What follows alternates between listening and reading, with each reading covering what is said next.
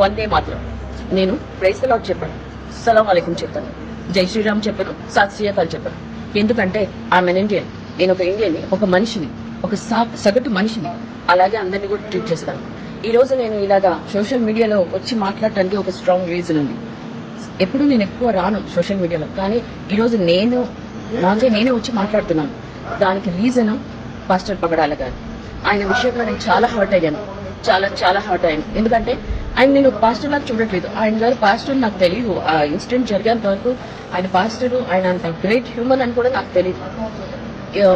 అతను ఎంతో social service చేస్తున్నారు. అనాథలకి షెల్టర్ ఇస్తున్నారు, ఎడ్యుకేషన్ ఇస్తున్నారు, హెల్త్ ఇస్తున్నారు, హోమ్లెస్ వాళ్ళకి షెల్టర్ ఇస్తున్నారు. ఒక మనిషి ఇంత మంచి పనులు చేస్తున్న మనిషిని మనం ఎలా చంపుకోగలమండి? ఒక మనిషి ప్రాణం తీయడం తప్పు, చాలా తప్పు. ఒకరి ప్రాణం తీసే హక్కు మనకి లేదు. ఒకరి ప్రాణం పోయలేనప్పుడు ఒకరి ప్రాణం తీయడానికి కూడా హక్కు లేదు. ఎస్, ఎవరైనా కొంచెం వైలెంట్ గా బిహేవ్ చేస్తే ఏరా పశువులా బిహేవ్ చేస్తున్నాం అంటాం కదా. పశువుల్ని నిజంగా చెప్పాలంటే పశువులు ఎప్పటికీ అలా హర్ట్ చేయవు, అలా బిహేవ్ చేయ. మన మాటలు వాడుకలు అలా అంటున్నాం, కానీ పశువులు ఎంత సాధువుగా ఉంటాయి. అలాగే మనం కూడా వాటిని చూసి నేర్చుకోవాల్సింది చాలా ఉంది. కమింగ్ టు ద పాస్టర్ పగడాల గారికి చిన్నపిల్లలు చూసినా కూడా చెప్తారు దట్స్ అ మర్డర్ అని. నేను స్ట్రాంగ్ ఇక్కడ డిలీట్ చేస్తున్నాను, దట్స్ అ మర్డర్ అని. ఇంతవరకు ఇట్స్ బీన్ 2 weeks, ఇంతవరకు పోస్ట్ మార్టం రిపోర్ట్ కూడా రాలేదు.